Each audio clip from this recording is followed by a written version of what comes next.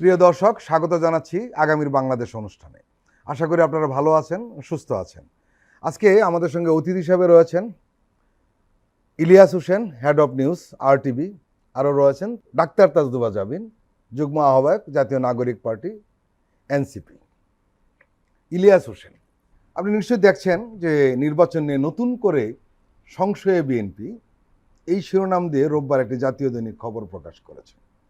দৈনিকটির ওই প্রতিবেদনে বলা হয়েছে যে আগামী জাতীয় সংসদ নির্বাচনের সময় নির্ধারণ নিয়ে রাজনৈতিক অঙ্গনে যে উত্তেজনা ও অনিশ্চয়তা তৈরি হয়েছিল, লন্ডন বৈঠকের পর সেটা কেটে গেছে বলে মনে করা হচ্ছিল।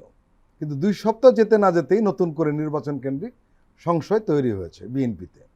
বিশেষ করে ভোটের বিষয়ে সরকারের দিক থেকে এখন পর্যন্ত নির্বাচন কমিশনকে কোনো সুস্পষ্ট নির্দেশ দিয়েছে বলে জানা যায়নি। এই নিয়ে একটা জল্পনা কল্পনা বাড়ছে। পাশাপাশি জাতীয় নির্বাচনের আগে স্থানীয় সরকার নির্বাচনের দাবি ও সংখ্যানুপাতিক পদ্ধতিতে, যেটাকে PR বলছি আমরা, নির্বাচন সহ কিছু বিষয়ে নতুন করে সামনে আনার চেষ্টা হচ্ছে। এটাকে জাতীয় নির্বাচন বিলম্বিত করার উপাদান বলে মনে করছে বিএনপি। একজন গণমাধ্যম কর্মী হিসাবে বিএনপির এই সংশয়কে আপনি কিভাবে দেখছেন? একটি তো জিনিস আপনি জানেন যে রাজনৈতিক দল বা নির্বাচনমুখী দল বা ক্ষমতা রাজনীতি করে আসছে বিএনপি দীর্ঘদিন ধরে। স্বাভাবিকভাবেই তাদের একটা প্রধান এজেন্ডা যে কবে নাগাদ নির্বাচন হবে এবং নির্বাচনী ফলাফলও আপনি জানেন যে তারা নিজেরাও মনে করে এবং সাধারণ মানুষের মধ্যে একটা বিষয় আছে যে এই মুহূর্তে দেশের প্রধান রাজনৈতিক দল হিসেবে বিএনপি, যাদের সারা দেশে সংগঠন আছে, প্রতিটি গ্রামে তাদের নেতাকর্মী রয়েছে, ফলে তারা নির্বাচন হলে একটা ভালো ফলাফল আশা করে তাদের এই পারফরমেন্সের ভিত্তিতে, সেটা তারা মনে করছে। তো যে কারণেই তারা নির্বাচনটা নিয়ে বেশি গুরুত্ব দিয়ে থাকে। আপনার এই প্রায় তো 1 বছর হয়ে আসছে এই গণ অভ্যুত্থানের, ছাত্র জনতার গণ অভ্যুত্থানের। তো সেখান থেকে একটা ধারণা ছিল তাদের যে যে অন্তর্বর্তীকালীন সরকারটি গঠিত হয়েছে এটি হয়তো 3 মাস বা 6 মাসের মধ্যে প্রয়োজনীয় সংস্কার, যেটি একটি ফেয়ার ইলেকশন হতে পারে, নির্বাচন কমিশন যাতে সুন্দর গ্রহণযোগ্য একটি নির্বাচন কমিশন, এটি নিরপেক্ষ নির্বাচন করতে পারে, সেদিকেই তাদের মূল এজেন্ডা ছিল। তো আমরা দেখলাম যে আস্তে আস্তে সরকারের মধ্যে আরও বেশ কিছু সংস্কারের চিন্তাভাবনা আসলো, ভবিষ্যতে যাতে কেউ ফ্যাসিবাদ না হয়ে উঠতে পারে সে কারণে আরও কিছু সংস্কার প্রয়োজন। তো এ কারণে কিন্তু আস্তে আস্তে সময় এই যে প্রায় 1 বছরের মতো হয়ে আসছে। তো যে কারণে আপনার সরকারের 3 মাস যাওয়ার পরের থেকেই এক ধরনের সংশয় যে কবে নির্বাচন। তো বিএনপি এটাকে খুবই গুরুত্ব দেয় এবং সবসময় বলে আসছে। আপনার প্রশ্নের মধ্যেই ছিল যেটি লন্ডনে আলোচনার মধ্য দিয়ে ধোঁয়াশা কেটে গেছে এরকম মনে করা হচ্ছিল।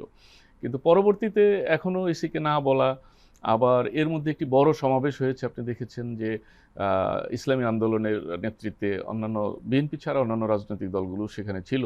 তো সেখান থেকে আবারও আনুপাতিক হারে ভোটের কথা এবং স্থানীয় সরকার নির্বাচনের দাবিও এসছে। তো এইগুলো যখন খুব সাউন্ড হয় তখন বিএনপি সংশয় আরও বাড়ে। আরেকটা জিনিস আপনি লক্ষ্য করবেন যে NCP একটি আলাদা রাজনৈতিক দল, তারা ক্ষমতায় নেই, কিন্তু তাদের সতীর্থ 2-4 জন মানে রাষ্ট্রের গুরুত্বপূর্ণ দায়িত্ব পালন করছে বা উপদেষ্টা দায়িত্ব পালন করছে। ফলে বিএনপির পক্ষ থেকে সন্দেহ করা হয় বা কোনো কোনো সময় সুনির্দিষ্ট অভিযোগই করা হয় যে NCP-তে সরকারেরই অংশ। তাহলে NCP যখন এখানে একটা মজার বিষয় রয়েছে, আপনি নিশ্চয়ই জানেন, আমরা এই টকশোতে বেশ কবার বলেছি। আসলে এই মুহূর্তে বিএনপি, জামাত এবং NCP সবাই কিন্তু আধা সরকার। সবাই আধা সরকার, কিন্তু সবাই সবারটা বলে না, অন্যজনেরটা বলে। আমি বিএনপির অবজারভেশনটা বলতে চাচ্ছিলাম আপনাকে, যে যখন এরা অন্য দলগুলো মিলে বলে যে স্থানীয় সরকার নির্বাচন আগে, তখন বিএনপির মনে সন্দেহ দানা বাঁধে যে তাহলে কি স্থানীয় সরকার নির্বাচন বা আনুপাতিক হারে ভোট এসব বলে জাতীয় সংসদ নির্বাচনকে বিলম্বিত করা হচ্ছে। স্থানীয় সরকার আগে হলে সমস্যা কি? তারা যেটা মনে করে যে অন্তর্বর্তীকালীন সরকার রুটিন ওয়ার্ক করবে বা একটি জাতীয় সংসদ করবে। যারা এখন ধরেন ক্ষমতায় আছেন বা অন্তর্বর্তীকালীন সরকার দায়িত্ব পালন করছে, তারাও কিন্তু লোক সমাজে যাচ্ছে, নানান অনুষ্ঠানে অ্যাটেন্ড করছে, নানান রকম রাষ্ট্রীয় কার্যক্রম করছে। সেখান থেকেও তারা শুনছে যে তাদেরকে কেউ কেউ আরও বেশি সময় থাকতে বলছে। তারা এটাও দাবি করছে যে 5 বছরেও থাকতে বলে সাধারণ মানুষজন। এটা তাদের সেন্সে সাধারণ মানুষ। আবার বিএনপিও বলে যে সাধারণ জনতা চাচ্ছে যে যত দ্রুত নির্বাচন হয়ে একটি নির্বাচিত সরকারের হাতে ক্ষমতা থাকলে দেশ নিরাপদ থাকবে, এরকম তাদের কথা। তো নির্বাচনটা নিয়ে এই অন্তর্বর্তীকালীন সরকারের শুরু থেকে এখন পর্যন্ত অনেকগুলো নাটক বলেন আর সিকোয়েন্স বলেন হয়েছে, যে কারণেই বিএনপি যে অনেকটা বলতে পারেন যে সিঁদুরে মেঘ দেখে ভয় পায় আর কি, যে এই বুঝি আবারও পিছিয়ে গেল। তো বিএনপি একটি রাজনৈতিক দল, তারা একাধিকবার ক্ষমতায় কিন্তু এত থেকেছে, বড় দলের কি নির্বাচন আত্মবিশ্বাস করেছে। নেই? এত সংশয় কেন? আহ, এটা বলেন তো। আমার ধারণা যে তারা যেহেতু দীর্ঘদিন ক্ষমতার বাইরে জি, এবং ইতিপূর্বে নানান ছলনায় তারা শিকার হয়েছে, জি। তারা ইলেকশন কিন্তু গিয়েছে। হুম। ডক্টর কামালের নেতৃত্বেও একবার দেখলেন যে গেল, শুধু বিএনপি না আরও কিছু দল মিলে গেল, কিন্তু প্রতিবারই তারা প্রতারণার শিকার হয়েছে, যে কারণে তাদের সংশয়টা একটু বেশি হতে পারে বলে আমার মনে হয় আর কি। তাজদুবা জাবিন যেটা বলছিলেন উনি, যে শনিবার যে ইসলামী আন্দোলন বাংলাদেশের যে সমাবেশটি সোহরাওয়ার্দী উদ্যানে হলো, সেখানে বিএনপি ছাড়া রাজনীতির মাঠে সক্রিয় এমন 10টি দলের নেতারা উপস্থিত ছিলেন। আপনার দলের 2জন নেতা ওই সমাবেশে উপস্থিত ছিলেন। সেখানে জোরালোভাবে দুটো দাবি উঠে এসছে।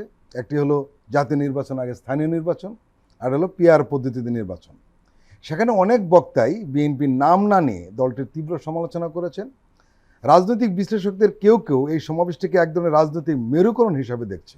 এটি কি ভোটের মেরুকরণও হতে পারে? আপনি দেখেন যে স্থানীয় সরকার নির্বাচন আগে এই দাবিটা কিন্তু শুরু থেকেই সবাই করছিল। সবাই করছিল। আর হচ্ছে পিআর পদ্ধতিতে এটা কোনো মানে দুই হাউসেই পিআর পদ্ধতিতে এটা জামাত ছাড়া সম্ভবত আর কেউ করে নাই। এই থার্ড দফার যে ঐক্যমত কমিশনে যে নির্বাচন আলোচনা চলছে, এখানে কিন্তু আপনি দেখেছেন যে দুই পক্ষ, অনেক রাজনৈতিক দল এবং ঐক্যমত কমিশনের সহসভাপতি রিয়াজ স্যারও মানে এক ধরনের হতাশার সুর কিন্তু সবার প্রকাশ করেছে। কারণ উচ্চ কক্ষেই আনুপাতিক হারে নির্বাচনের বিষয়টাই আলোচনা হচ্ছিল এবং সব আলোচনা গিয়ে এক জায়গায় থেমে যাচ্ছিল, সব পক্ষের আলোচনা গিয়ে এক জায়গায় থেমে যাচ্ছিল। আপনি যদি এখন তো সরাসরি দেখানো হয়, তো এটা আসলে খুবই দুঃখজনক। এই ওনারা ভাই যেটা বললেন, ওনারা গ্রামে গ্রামে ওনাদের নেতাকর্মী আছে, ওনাদের সাংগঠনিক বিস্তার অনেক শক্ত, খুঁটি অনেক শক্ত, কিন্তু এটাও ঠিক, হ্যাঁ, নির্বাচন নিয়ে তাদের এক ধরনের ট্রমাও আছে আসলে। হ্যাঁ, এক ধরনের বিগত ইতিহাসে তারা অনেক কিছুরই আসলে মধ্যে দিয়ে গেছে, কিন্তু গণ অভ্যুত্থান পরবর্তী বাংলাদেশের বাস্তবতায় তাদেরকে কিন্তু এটা থেকে বের হয়ে আসতে হবে, দেশের স্বার্থেই বের হয়ে আসতে হবে। কারণ দেখেন, এমন একটা সুসময়ে বিএনপি এখন আছে, বিএনপি ইতিহাসে আসলে মানে অন্য একটা স্থানে চলে যেতে পারে এই এই এই মৌলিক সংস্কার বিষয়গুলোতে একমত হয়ে। যেমন বিএনপির স্থায়ী কমিটির সদস্য সালাউদ্দিন সাহেব বলছিলেন যে যদি সবগুলোতে একমত হয়ে যায় তাহলে এই আলোচনার দরকার কি। উনি দেখেন, এই 7 দিনে 9টা প্রস্তাব আলোচনা হয়েছে, মাত্র 2টাতে একমত হতে পেরেছে। আর্টিকেল 70 আর হচ্ছে বিরোধী দল থেকে সংসদীয় কমিটি সভাপতি হবে। এই উচ্চ কক্ষে আপনি যদি নিম্ন কক্ষের আসন অনুযায়ী করেন তাহলে দুইটা জিনিসই এক হয়ে যাবে। এটা এটা মানে একটা সিম্পল একটা ব্যাপার, যে কেউ বুঝে। আরো কেউ কেউ বলতে বহুত একটা খরচের খাত তৈরি করা হবে, মানে রেপ্লিকা, রাইট। তো এগুলো বুঝতে আসলে খুব বেশি তো পড়ালেখা, মানে এটা তো সাধারণ মানুষও বোঝে।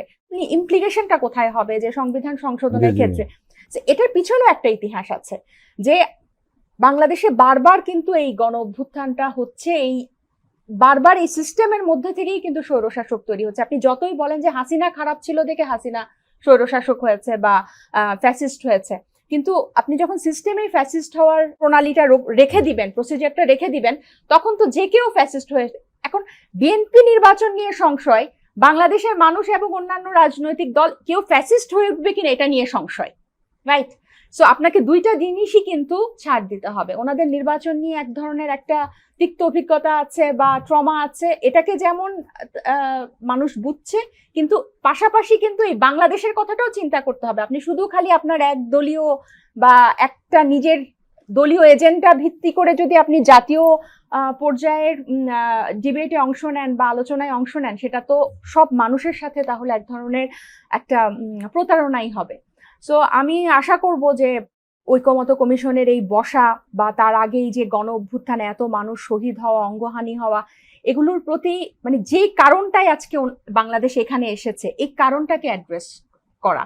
সো এখানে নির্বাচন পেছানোর আসলে কোনো ধরনের চক্রান্ত না, এটা হচ্ছে কারণ ওনাদের তো নিরঙ্কুশ সংখ্যাগরিষ্ঠতা মানে পাবে এটা ওনারা বলছে, বা এই আত্মবিশ্বাস ওনাদের আছে। তাহলে এই সংস্কারগুলো প্রস্তাবে রাজি হলে কিন্তু এগুলো কোনোটা ব্যাহাত হবে না, ওনাদের জয়লাভ ব্যাহাত হওয়ার তো আমরা কোনো আসলে দেখছি না, বরং বাংলাদেশ উপকৃত হবে এবং বাংলাদেশের ইতিহাস তাদেরকে অনেক মানে উচ্চতর আসনে আসীন করবে, যে তাদের হাত ধরে এই, আর ওনারা যখন এটাতে রাজি হবে না, ওনাদের কারণে যদি এই জিনিসগুলো না হয়, এটাও ইতিহাস মনে রাখবে। নিঃসন্দেহে।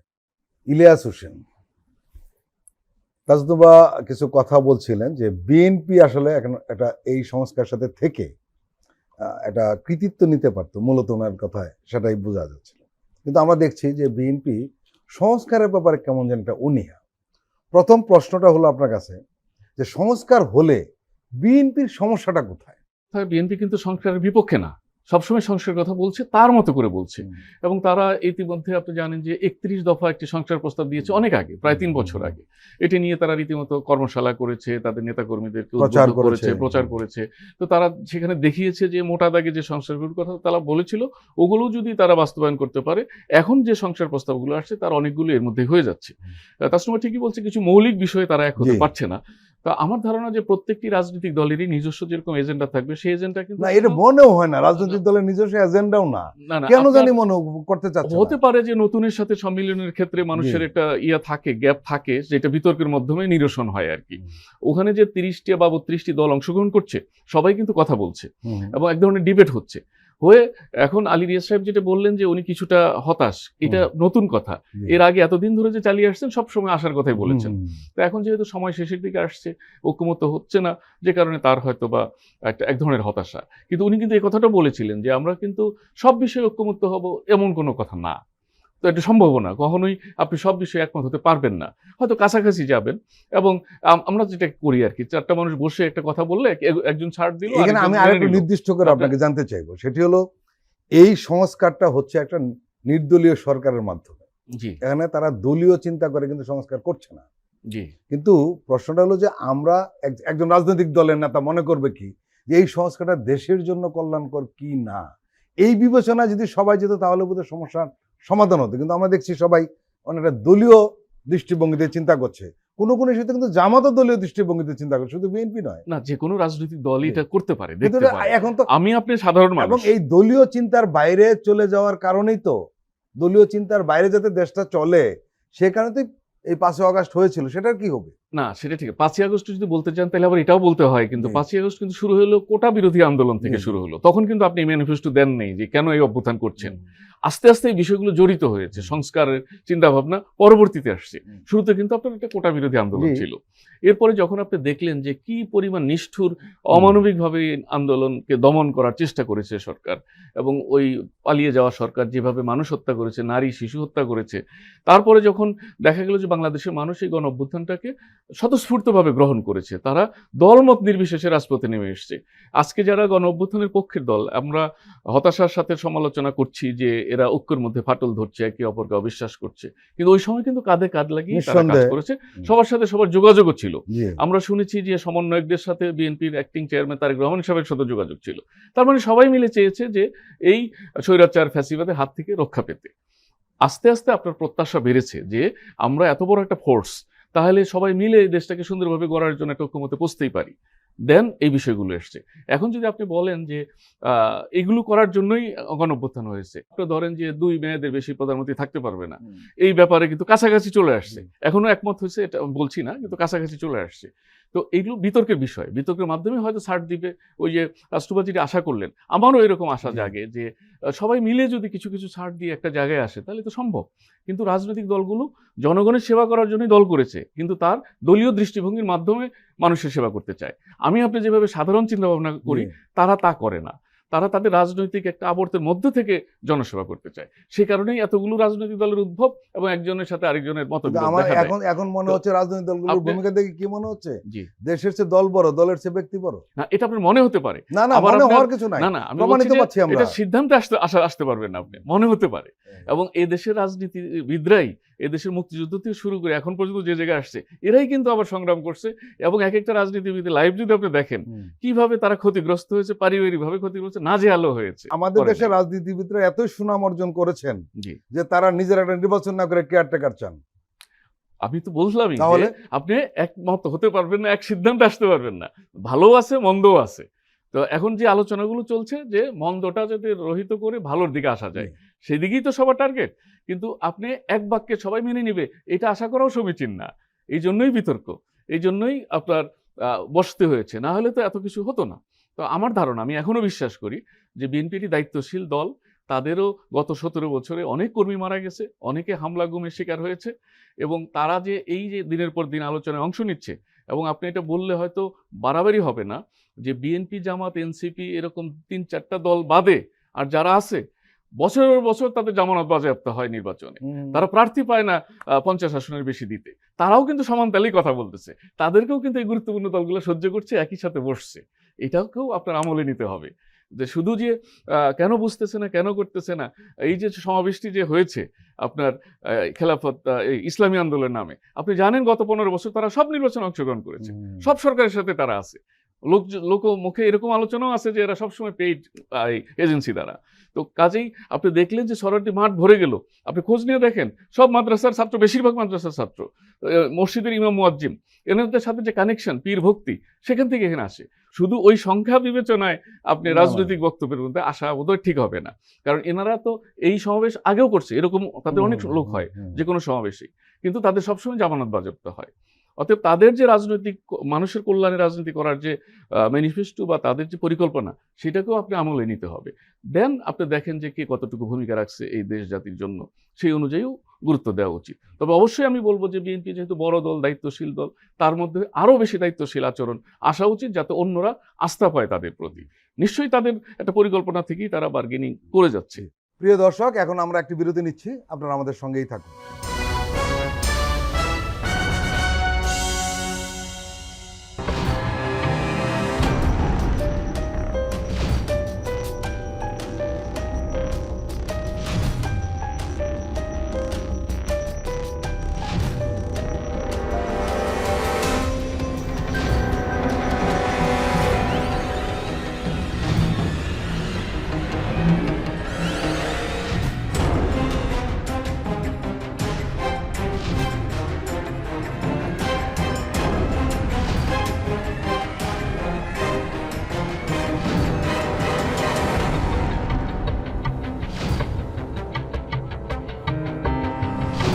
কেমন আছে অর্থনীতি দেখবেন প্রতি সোম ও মঙ্গলবার রাত 10:20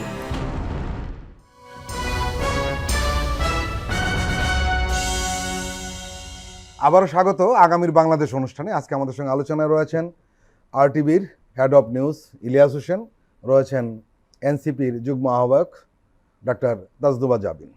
ডক্টর জাবিন, আমরা এই সমাবেশটিকে কেন্দ্র করে বিএনপি কিন্তু খুব তীব্র প্রতিক্রিয়া দেখিয়েছে।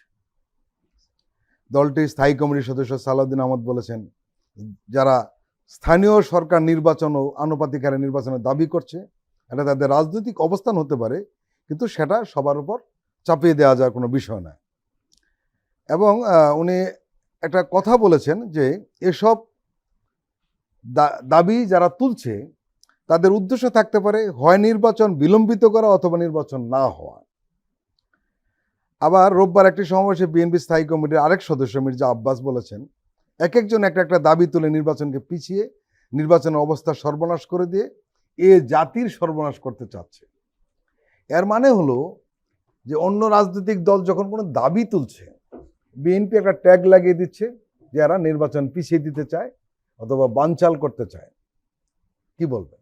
আপনি যদি উল্টা দিক থেকে দেখেন যে বিএনপি কোন জায়গাটাতে না করছে, একমত হচ্ছে না, আমরা কিন্তু অনেক দিন ধরে, বেশ কয়েক সপ্তাহ ধরে দেখছি এই ঐকমত্য কমিশনের সাথে আলোচনা হচ্ছে এবং প্রায় শেষের দিকে। এখন যে জায়গাটাতে নির্বাহী ক্ষমতা কমানোর প্রশ্ন আসে, প্রধানমন্ত্রীর ক্ষমতা কমানোর প্রশ্ন আসে, এই যে ওনারা যে 10 বছর মেয়াদে রাজি হলেন, কি শর্তে রাজি হলেন?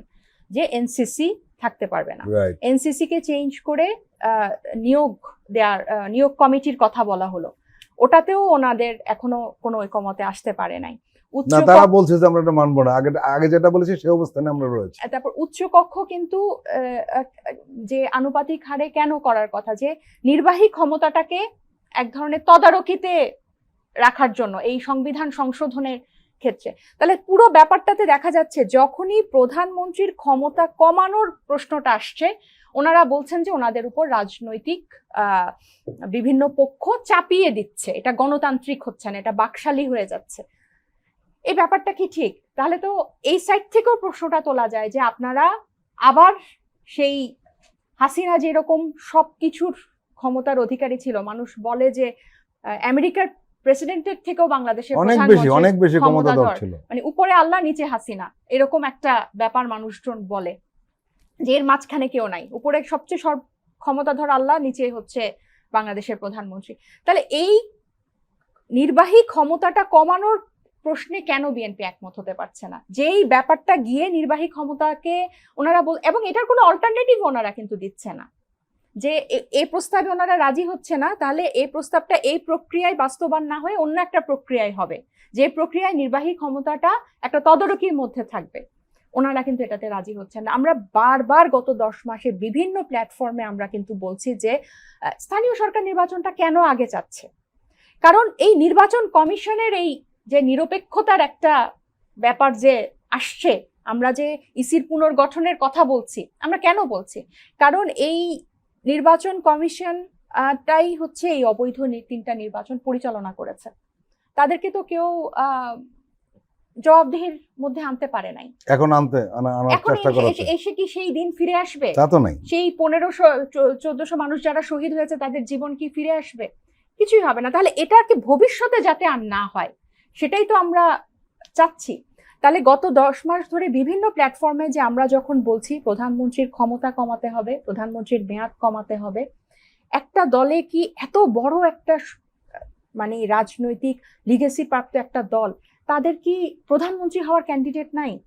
নতুন দলের এদের ছাত্র তরুণদের হয়তো অভাব হতে পারে, কিন্তু তারা তো একটা প্রতিষ্ঠিত রাজনৈতিক দল, তাদের এত এত বর্ষিয়ান নেতারা আছে। আর একটা কথা যে ভাই বললেন যে তাদের রাজনীতিবিদরা অনেক নির্যাতনের মধ্যে দিয়ে গেছে, সঠিক, তারা অনেক মিথ্যা মামলা, বিচার বহির্ভূত হত্যাকাণ্ড, অনেক কিছুর তারা মোকাবেলা করেছে, তারা মজলুম ছিল। কিন্তু তারা যখন এখন এটার দোহাই দিয়ে যদি তারা বলে যে এবার আমাদের পালা, এটা কিন্তু জনগণ ভালো চোখে দেখে না। তাদেরকে এইটাকে অ্যাকনলেজ করে কিন্তু তাদেরকে জনগণকে আস্থায় নিতে হবে যে আমরা এরকম হব না। সামনে আপনি 10 বছর প্রধানমন্ত্রীর ক্ষমতা থাকবে এবং নির্বাচন কমিশন নিরপেক্ষ হবে, দুদক নিরপেক্ষ হবে, বিচার বিভাগ নিরপেক্ষ হবে। আপনারা যদি সাংগঠনিকভাবে শক্ত হন, আপনারা যদি পরিষ্কার হন, তাহলে আপনাদেরকে কোথায় আটকাবেন? কেন আপনারা ভয় পাচ্ছেন? তাহলে এই যে ওনারা বিভিন্ন ইসলামিক দলগুলোর বা অন্যান্য রাজনৈতিক দলগুলোর উপর যখন দোষারোপ করে যে রাজনৈতিক অবস্থান নেওয়ার জন্য সংস্কারে রাজি হতে বাধ্য করছে বা এটা চাপিয়ে দিচ্ছে, এটা কিন্তু না, এটা একটা জায়গায় আটকানো, সেই নির্বাহী ক্ষমতা সবগুলো গিয়ে কিন্তু ওই নির্বাহী আটকে যাচ্ছে। তাহলে ওনারাও কিন্তু বাকিদেরকে আস্থায় নিতে পারছেন না। ওনারা যে এতদিন এত বছর নির্যাতিত হয়েছে, এটাকে এখন তারা তাদের পালা হিসেবে দেখছে, যেটা কিন্তু বাংলাদেশের মানুষ কিন্তু এখন মানে অনেক আধুনিক হয়ে গেছে না, যুগ দেশ এগুলো সবাই সবকিছু কিন্তু বুঝে যে কেন হচ্ছে, কি কারণে হচ্ছে। আরেকটা বিষয় দেখেন আপনি, এই যে বিচার ব্যবস্থা বা এই গণ অভ্যুত্থানে কারা আমাদের মানুষকে গুলি চালিয়েছে? সরকার বাহিনী, পুলিশ বাহিনী, আইন শৃঙ্খলায় এবং বিচার এই আদালত পাড়ায় যারা সরকারি পক্ষের থাকতো, তারা সব প্রণোদিত হয়ে বিরোধী দলকে ধরে দিত। আপনি যদি গুম হই, মানবাধিকার কমিশন কি কথা বলবে? সরকারের গ্রিন সিগন্যাল ছাড়া তো মানবাধিকার কমিশন কথা বলবে না। আমরা অতীতে তাই দেখেছি। এবং দেখেন কিছুদিন আগে একটা নিউজ আসছে যে 2008-এ কিন্তু তৎকালীন প্রধানমন্ত্রী হাসিনার হলফনামায় কিন্তু মিথ্যা তথ্য ছিল, মানে সেখানে তথ্য লুকিয়েছে। 21 কত একর জমির উনি দেখায় নাই, তাহলে ওনার প্রার্থিতা অবৈধ ছিল, কিন্তু উনি তো 3 টার্মে প্রধানমন্ত্রী ছিল। তাহলে এগুলো যে পুনরাবৃত্তি আবার হবে না, এটা জনগণকে তো আস্থায় নিতে হবে। আপনি দেখেন এখনো নির্বাচন কমিশনের সীমানা নির্ধারণের খসড়া প্রস্তাব যে দেয়া হয়েছে, এটা প্রকাশ করার জন্য বিএনপির বিভিন্ন নেতা কিন্তু নির্বাচন কমিশনে যাচ্ছে এবং তারা জানতে চাচ্ছে যে সীমানা নির্ধারণের খসড়াটা তাদেরকে দেওয়ার জন্য, এবং বিভিন্ন দাবি দাওয়া তারা রাখছে এবং নির্বাচন কমিশনাররা কিন্তু তাদের সাথে আলোচনাও করছে। এই যে এইসব সংবাদ কিন্তু মানুষকে বা অন্যান্য রাজনৈতিক দলকে একটা নেগেটিভ বার্তা দেয়। অ্যাটর্নি জেনারেল কিন্তু যখন শপথ নেয় সেটা মানে উপদেষ্টারা শপথ নেওয়ার আগে অ্যাটর্নি জি। জেনারেল নির্ধারণ হয়ে গিয়েছিল 7 আগস্ট অথবা 6 আগস্ট। মেজরিটি বিচারপতি, পিপি, আপনারা খবর নিয়ে দেখেন যে আসলে কোন পন্থী। হ্যাঁ, এটা ঠিক যে এটা ঘরোয়া আলোচনায়, কিন্তু এই ঘরোয়া আলোচনায় কিন্তু মেইন জিনিসটা নির্ধারিত হয়ে যায় না, এবং আমি ওইটাই বললাম, আপনি নেগোসিয়েশনটা যদি হয়ে ওটা যায়। দেখতে চান তাহলে দেখবেন যে বেশিরভাগ ইউনিভার্সিটির ভিসি কারা হয়েছে, এরকম সব জায়গায় পাবেন যে কেউ না কেউ। আর ইউনিভার্সিটির ভিসি কারা হয়েছে আর বেশি, বাংলাদেশের আপনার কি মানুষ- মনে হয় বলেন তো? বাংলা ইউনিভার্সিটি না, এটা আমি বলতে চাচ্ছিলাম না, শুনুন, আপনি আমরা যদি শুনতে চাচ্ছেন। বলেন আপনি। এই এটা জামাত ইসলামীর অনেকেই ভিসি সেটা হয়েছে। এই তথ্যটি ভুল। উপদেষ্টা আমি যখন এটা নিয়ে কাজ বলেছেন- করেছি। জি জি। শুধু নোয়াখালী বিশ্ববিদ্যালয়ের যিনি হয়েছেন উনি জামাত শিবিরের লোক, এবং ঢাকা বিশ্ববিদ্যালয়ের কথা বলা হয় না, উনি সারা জীবন আইনুন্নির সাথে সাথে কাজ করেছেন, জামাতের সাথে কোনো সম্পর্ক না, নেই। আইনের সাথে সাথে কাজ আচ্ছা, করা আর জামাত না করার না, কোনো পার্থক্য আছে? আপনি খুঁজ দেন তার পলিটিক্যাল খুঁজ। আরেকটা প্রশ্ন বলি, আপনি যখন প্রশ্ন উঠিয়েছেন, বিতর্কটা যেহেতু উঠিয়েছেন, আরেকটা বলি। জামাত ইসলামের সচিব কয়জন আছে? 5 থেকে 6 জন। কিন্তু মজার ঘটনা কি জানেন? স্বৈরাচারের সচিব এখনো আছে 14 জন।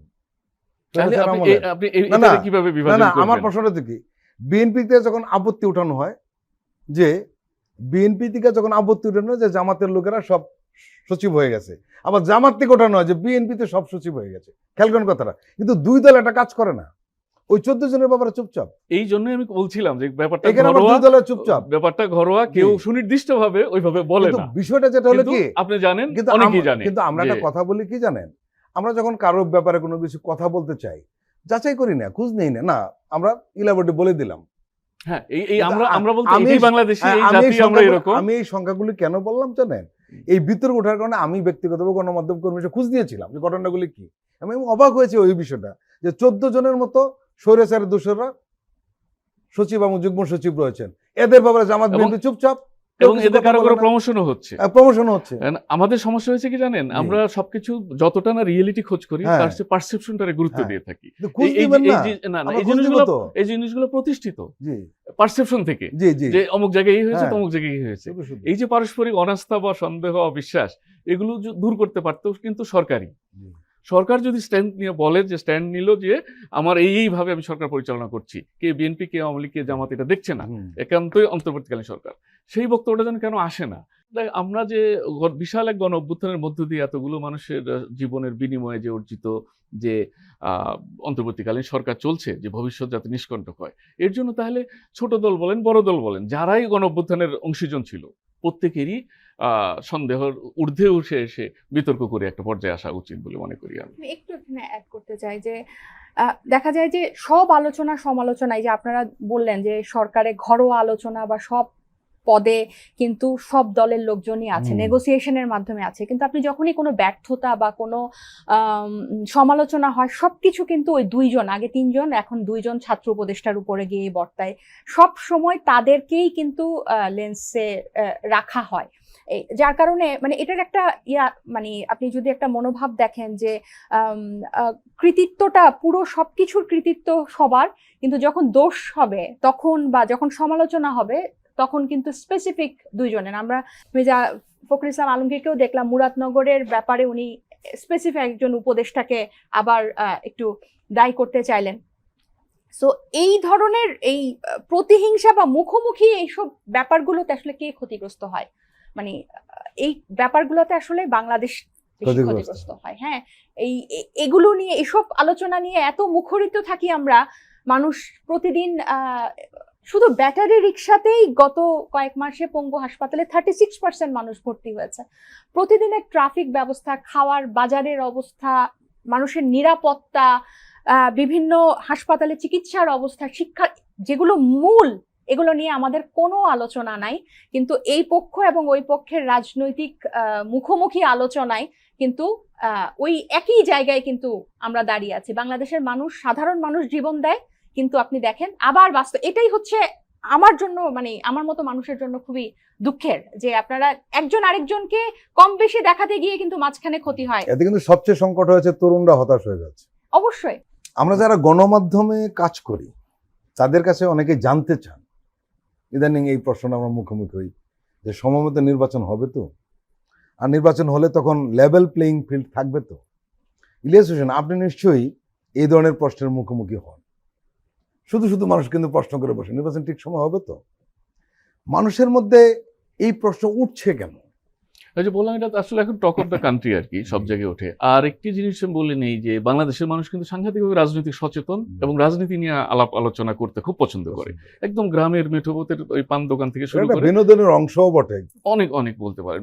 একসময় বাংলা সিনেমা যেভাবে মানুষ দেখতো টেলিভিশনে, ওইভাবে আবার টক শো দেখা শুরু করলো, কারণ ওই আরামটা বিনোদনটা ওইখান থেকে নেয় যে রাজনৈতিক তর্ক বিতর্কটা হয়।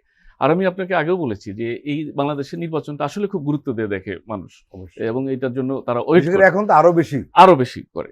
তো যেহেতু আপনার প্রথম 3 মাস বা 6 মাসের মধ্যে নির্বাচনের কোনো গাইডলাইন আসেনি, এরপরে একাধিকবার তারিখ পরিবর্তন হয়েছে, যদিও তফসিল না, ওই মুখের কথায় আর কি, যে এত থেকে এত মাসের মধ্যে হতে পারে। তো এরকম বারবার বিষয়টা আসতেছে আর পিছিয়ে যাচ্ছে। আবার রাজনৈতিক দলগুলো বা স্টেক হোল্ডার যারা রয়েছে, তারাও একে অপরকে অমুক রাজনীতি ভোট চাচ্ছে, অমুক চাচ্ছে না, বা স্থানীয় সরকার নির্বাচন আগে চেয়ে জাতীয় নির্বাচনকে বাধা দেওয়া হচ্ছে, এই আলাপগুলোই কিন্তু বারবার উঠে আসছে। আর এই আলাপ বেশি হওয়ার কারণেই জনমনেও এক ধরনের সন্দেহ, তাহলে কি নির্বাচন আদৌ হবে? আবার অন্তর্বর্তীকালীন সরকার তার বিভিন্ন সংস্কার যেরকম করছে, পাশাপাশি রাষ্ট্রের উন্নয়ন বলেন বা একটা অবস্থানের জন্যও তারা কাজ করছে। তো সে কাজগুলো করতে গিয়ে আপনার চট্টগ্রাম বন্দরের প্রসঙ্গ আসে, নানা জায়গায় বিদেশিরা কাজ পাবে না দেশি কাজ পাবে, এই বিষয়গুলো আসে, কোনো কোনো জায়গায় দীর্ঘমেয়াদী কাজের উদ্যোগ আসছে। এসব দেখে একটু সন্দেহ, তাহলে কি সরকার নিজেরাই কি এগুলো চালাতে চাচ্ছে? আবার আমরা তো গণমাধ্যমে যে ওরকম দেখেছি, অন্য আমাদের প্রধান উপদেষ্টা ইউনূস সাহেবরে উল্লেখ করেও কোনো কোনো লোকজন বলে উঠছে যে হ্যাঁ থাকেন, আরো 5 বছর থাকেন, এরকম আলাপও আসছে। তো এই সমস্তটা মিলিয়ে মিশে এক ধরনের সন্দেহ তৈরি হয়, তাহলে কি এরা সহজে ক্ষমতা ছাড়বেন না? আর অনেক খেলোয়াড়ও মাঠে আছে। হ্যাঁ, এবং এটাও তো জানেন যে পতিত যে সরকার, আওয়ামী লীগের নেতা কর্মী বা অ্যাক্টিভিস্টরা এত বেশি সাউন্ড অনলাইনে। রিসেন্ট দেখা গেছে যে আপনার এই গণ অভ্যুত্থানের পরে ধারণা করা হচ্ছিল যে গণ অভ্যুত্থানের পক্ষের যে শক্তিরা, তারাই বোধহয় অনলাইন অ্যাক্টিভিস্ট বেশি, কিন্তু না, এর চেয়ে দ্বিগুণ বেশি হচ্ছে আপনার আওয়ামী অ্যাক্টিভিস্টরা। তারা এখন নানান রকম ভুল তথ্য, ভুল নিউজ দিয়েও আপনাকে মিসগাইড করার চেষ্টা করছে। তো সেইখানে থেকে এতগুলো ফোর্স যখন কাজ করে চারপাশ থেকে, তখন মানুষের মধ্যে একটা সন্দেহ দানা বাঁধে যে তাহলে কি আদৌ ইলেকশন হবে, নাকি এই সরকারই লম্বা হয়ে যাচ্ছে, না হলে তাহলে এত এত কাজ করছে সরকার, কিংবা আদৌ কি হবে সামনে। হ্যাঁ হ্যাঁ হ্যাঁ, সেটা করছে। এরপরে আবার ওই যে বললাম যে আধা সরকারের যে বিষয়টা, সরকারের সাথে যারা সহযোগিতা করছে সেই দলগুলো যখন আবার একে অপরের সাথে বিতর্কে জড়াচ্ছে, তখন মনে করা হচ্ছে তাহলে তার ভাগে কম পড়ছে। তাহলে এনসিপির ওই যে বারবার যেটা বলা হয় যে তার 2 জন প্রতিনিধি আছে সরকারে, এনসিপি আধা সরকারি দল বা সরকারি সুযোগ সুবিধা সে কি বেশি পাচ্ছে? এদিকে যে বিএনপিও যে সরকারের কাছ থেকে সুবিধা একদম পাচ্ছে না তা কিন্তু না, তারও একটা যোগাযোগ আছে, এবং এটা প্রকাশ্যই তো তারা মিটিং করে বলে যে সরকারকে আমরা সহযোগিতা করে যাচ্ছি। আবার যখনই মনে করে যে তার অবস্থান সরকারের কাছে এনসিপির মতো আদরের হচ্ছে না, তখনই বলে যে গ্রহণযোগ্য হচ্ছে না সামনের দিনগুলোতে। তো এই যে একটা ভাইস ভার্সা অবস্থান নিয়ে যাওয়ার চেষ্টা বা বিতর্ক, এটাও কিন্তু এক ধরনের প্রক্রিয়া পলিটিক্সে থাকে। আপনি জানেন যে পলিটিশিয়ানরা যে যে দলেরই হোক জানে যে এই জায়গায় এটা করা উচিত, কিন্তু সে কিভাবে করতে চায় ওইটাই এস্টাবলিশ করতে চায়, তার মাধ্যমে এগোতে চায়। তো এই সন্দেহ দনামনা থাকবে অতদিনই যতদিন না আসলে তফসিল ঘোষণা হবে, অথবা নির্বাচন না হবে। রাইট, মানে তফসিল ঘোষণা হলেও মানে আমার ধারণা আর কি যে একটা মানুষ একটা টাইম ফ্রেম পেল যে অন্তম থেকে করতে হবে। এখন পর্যন্ত তফসিল না হওয়ার কারণে তো আপনার বাধ্যবাধকতা নেই সরকারের। সরকার বলতে পারে যে এখন যেটা চলছে যে ফেব্রুয়ারির মধ্যে, এখনকার তো মানে তফসিল ঘোষণার সুযোগ নেই, এখন নেই, আরো পরে ফেব্রুয়ারিতে হলেও তো আরো অনেক পরে। আমি সেটাই বলছি, যে পর্যন্ত না তফসিল ঘোষণা হচ্ছে সে পর্যন্ত আমার মনে হয় যে রাজনীতি আলোচনায় সন্দেহ সংশয় থাকবে। এবং রাজনীতিতে কোনো কিছু কিন্তু আপনি দাগ টেনে দিতে পারেন না, সিদ্ধান্ত টেনে দিতে পারেন না যে এই হোক, কিন্তু এই হওয়া উচিত এটা আমরা বলতে পারি, বা ভালো কিছুর জন্য আমরা তর্ক বিতর্ক করতে পারি, ফাইট করতে পারি, কিন্তু আমরা লিখে দিতে পারি না, দাগ দিয়ে দিতে পারি না যে এটাই হবে, এবং সেটা হয়ও না কখনো আসলে। প্রিয় দর্শক, আমরা আবার একটু বিরতি নিচ্ছি, আপনারা আমাদের সঙ্গেই থাকুন।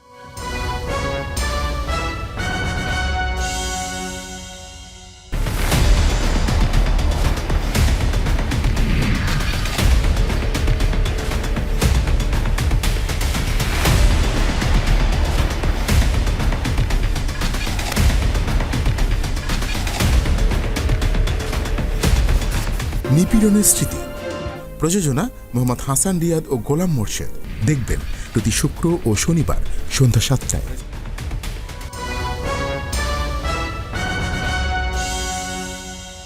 আবারও স্বাগত আগামীর বাংলাদেশ অনুষ্ঠানে। আজকে আমাদের সঙ্গে আলোচনায় রয়েছেন জাতীয় নাগরিক পার্টির যুগ্ম আহ্বায়ক ডাক্তার তাজনুবা জাবিন, রয়েছেন RTVর head of news Ilias Hossain. Tajnuba Jabin, Ilias হোসেনকে আমি যে প্রশ্নটি করেছি এর আগে উনি জবাব দিলেন। আমরা ওই প্রশ্নের রেশ ধরেই আপনাকে একটা জিনিস জানতে চাই, সেটি হলো এই যে নির্বাচন নিয়ে নানা ধরনের প্রশ্নবোধক কথাবার্তা উঠে আসছে, এর জন্য কে দায়ী, সরকার নাকি রাজনৈতিক দলগুলো? আমার মনে হয় না, যতই সংশয়ের তত্ত্ব নানানজনে বলুক, আমার কখনোই মনে হয় না যে জুনের পরে এই সরকার থাকবে, আগামী বছর জুনের পরে। এর মধ্যেই নির্বাচন হবে এবং নির্বাচন তফসিলও ঘোষণা হবে, নিয়ম মতো নির্বাচনও হবে। কিন্তু যদি এই নির্বাচনের কারণে বা এই রাজনৈতিক দলগুলোর প্রেসারে পড়ে শুধু নির্বাচন কেন্দ্রিক যদি পথে যদি যায়, কোনো সংস্কার না হয়ে, সেটা হবে সবচেয়ে দুর্ভাগ্যজনক। এখানে নির্বাচন পেছানোর বা নির্বাচনের কে কোনো সমীকরণে ফেলার কোনো অঙ্ক আমি আসলে দেখি না। আমি দেখি যে সামনে নির্বাচনই হবে এবং সবচেয়ে হতাশার হচ্ছে যে মনে হচ্ছে যে সংস্কার ছাড়াই নির্বাচনের দিকে আগাচ্ছে এবং সেটা আপনি সরকারের থেকে রাজনৈতিক দলগুলোর ব্যর্থতাকেই আমি বলবো এবং রাজনৈতিক দলগুলোর সদিচ্ছার অভাবকেই আমি বলবো। কারণ এর আগেও আমরা দেখেছি যে 90-এর স্বৈরাচার পতনের পরও কিন্তু বিভিন্ন রাজনৈতিক দলের উপর ভরসা করে কিন্তু নির্বাচন দিয়েছিল এবং নির্বাচিত সরকার এসে কিন্তু সেটা বাস্তবায়ন করে নাই এবং যারই ধারাবাহিকতায় 24 এসেছে। রোববার জাতীয় ঐক্যমত্য কমিশনের সঙ্গে বৈঠক শেষে প্রেস ব্রিফিংয়ে আপনার দলের সদস্য সচিব আক্তার হোসেন একটা অভিযোগ করেছেন যে বিএনপি এবং তার সমমনা কয়েকটি দলের কারণে মৌলিক সংস্কার আটকে আছে এবং আপনার নেতা দাবি করেছেন যে সংস্কারের বিষয়ে জাতীয় নাগরিক পার্টি সবচেয়ে বেশি আন্তরিক এবং উনি আরো বলেছেন জনগণের বৃহত্তর অংশ তারা দেখছে কোন দল মৌলিক সংস্কার চাচ্ছে অথবা চাচ্ছে না। উনি বলছে জনগণ টের পাচ্ছে। বিশেষ করে উনি বিএনপিকে অভিযুক্ত করেছেন তাদের কারণে সংস্কার আটকে রয়েছে। হ্যাঁ, আমরা তো এখন তো সরাসরি সম্প্রচার হয় এই ঐকমত্য কমিশনের ফরেন সার্ভিস থেকে যে একাডেমি থেকে যে আলোচনাটা হয়, এখানে তো পরিষ্কার মানুষ দেখছে। আরেকটা ব্যাপার আমি আপনাকে বলি ফরিদ ভাই, যখন এই যে আপনি বললেন না এনসিপি সবচেয়ে বেশি সম্মত, তখন এই জিনিসগুলোকে মানে দেখানো হয় এগুলো এনসিপির দাবি। রাইট। হ্যাঁ, এগুলো কিন্তু এনসিপির দাবি না, এগুলো কিন্তু এনসিপির দলীয় কোনো এজেন্ডা না। আমরা যখন প্রধানমন্ত্রীর ক্ষমতা কমানোর কথা বলি, প্রধানমন্ত্রীর মেয়াদ কমানোর কথা বলি এবং সংসদে সব দলের রিপ্রেজেন্টেটিভ থাকার কথা বলি, নির্বাহী ক্ষমতাকে চেক অ্যান্ড ব্যালেন্সের কথা বলি, এগুলো এনসিপির জন্যও প্রযোজ্য। এমন না যে এনসিপি ক্ষমতায় গিয়ে এগুলোকে বদলায় নিজেদের ফেভারে নিয়ে আসতে পারবে, তখন এনসিপির নিজেদের লোকই এটার বিরোধিতা করবে। তাহলে এই ব্যাপারগুলোকে কিন্তু দেখানো হয় এনসিপি সম্মত মানে এনসিপির এজেন্ডা না বা এনসিপির প্রস্তাব না, এনসিপি সংস্কার প্রস্তাব না।